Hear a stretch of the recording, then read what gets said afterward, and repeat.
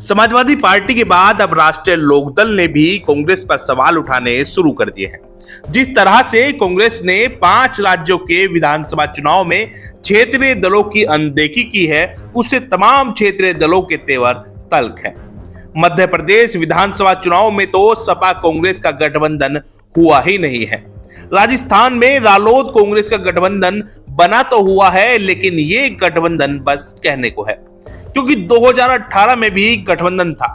रालोद को 2 सीट मिली थी और 1 सीट पर रालोद ने जीत भी दर्ज की थी। इस बार 5 से 6 सीटों पर दावा था, लेकिन कांग्रेस ने रालोद के लिए सिर्फ एक भरतपुर सीट ही छोड़ी है।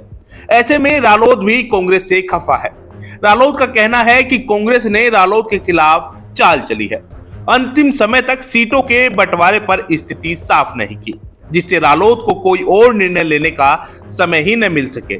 इंडियन एक्सप्रेस की एक रिपोर्ट के मुताबिक रालोद नेता और मीडिया के लिए इंडिया ब्लॉक वर्किंग ग्रुप के सदस्य प्रशांत कन्नौजिया ने कहा है कि कांग्रेस राज्य चुनावों में बड़ा दिल नहीं दिखा रही है, जिसका परिणाम 2024 के लोकसभा चुनाव पर भी दिखाई दे सकता है।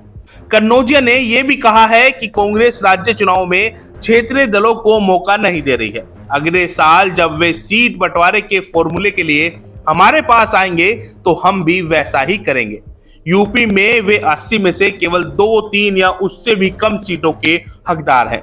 उन्हें याद रखना चाहिए कि यूपी में उनका कोई जनाधार नहीं है। खैर, पहले यह माना जा रहा था कि सपा से संबंध खराब होने के बाद कांग्रेस रालोद को मांग के सापेक्ष सीट दे सकती है, लेकिन शायद कांग्रेस क्षेत्रीय दलों की ताकत और प्रभाव को स्वीकार करने की स्थिति में नहीं है।